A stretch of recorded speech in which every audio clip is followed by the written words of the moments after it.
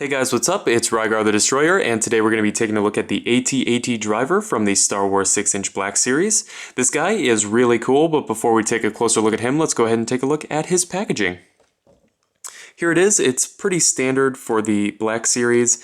Nice big window here on the front, and then a grayscale version of the character down here in the bottom corner. And then on the back here, it's got a brief description of the character. If you'd like to read that, you can go ahead and just pause the video. And then, of course, here's another picture of the character, again, done in grayscale. So pretty standard, like I said, so let's go ahead and get back to the figure itself.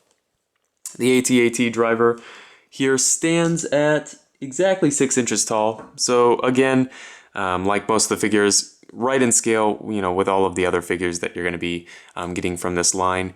This guy does come with one accessory, and that is his blaster. We've seen this one before, nice detail on there, and there is a little bit of paintwork on this one, not a ton though, just that little piece of silver there.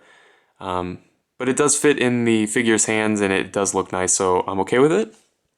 As far as the figure's articulation goes, it's pretty good for the most part. I do have one complaint and I'll point it out when I get to it there.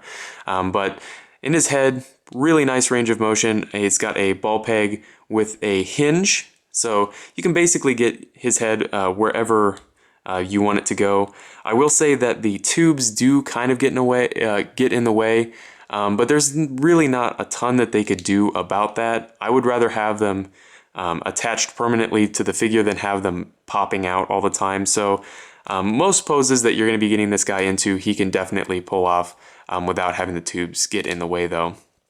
As far as the shoulders are concerned, on the other hand, it's got this rubber shoulder pad that goes over, and technically the range of motion is there, but as you can see, it bubbles up and it just doesn't look that great. So I definitely wouldn't recommend posing your figure that way for a significant amount of time, because you can see it you can see where the shoulder pad was glued on. So I wouldn't want to rip the shoulder pad off or anything by doing that, and I can't seem to get it over the chest in a way that makes it sit naturally. So not the greatest range of motion there. I definitely wish they had figured something else out for that. But they do swivel 360. He has a hinged elbow, a little bit less than 90 degrees, which I guess is okay. And there is a swivel there in the elbow. And then of course he's got a hinge in the wrist with a swivel. And then both hinges run through the hand horizontally.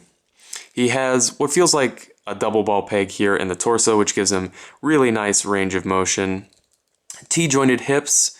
The little straps here are really soft, so they don't get in the way at all. You'll definitely want to be careful not to tear them though, because I'm imagining it would be really easy to do that.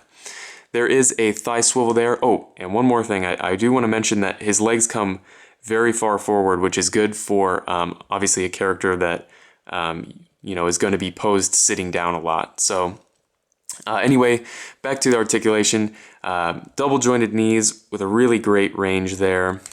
And then there is a hinged ankle with an ankle rocker. So aside from the shoulders, this figure is great. Sculpt work and paint work, everything looks good. And it's a figure that I definitely have been waiting for a while. So I definitely recommend him if you can find him.